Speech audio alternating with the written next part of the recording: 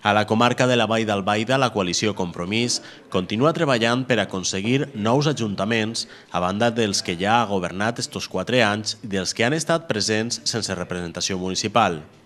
A Montaverner, Compromís per Montaverner ha estat estos 4 anys governant junt al PSPB. Des de les seues delegacions s'han treballat per als veïns i veïnes donant-li continguts i serveis.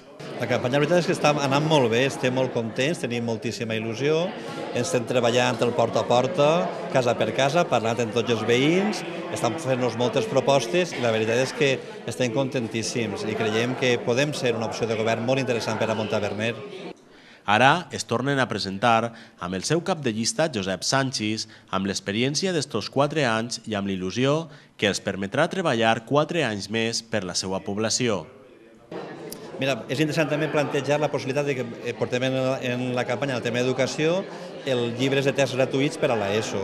Ja fem un programa de fa temps en primària, juntament amb l'AMPA, i volem aquest programa portar-lo també a l'ESO i que els llibres siguin també gratuïts per als estudiants d'ESO.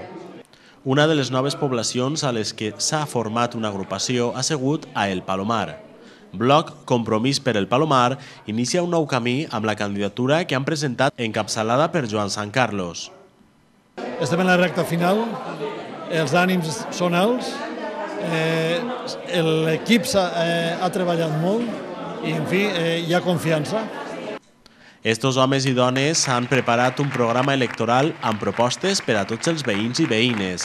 El candidat ens comenta algunes. Un punt important és el de la regeneració democràtica, és a dir, limitar el temps de manament de 8 anys dels representants polítics, el control de les despeses, austeritat per als temps que estem travessant, sense menysprear aquesta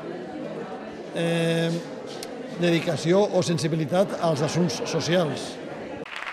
El diumenge serà la decisió final.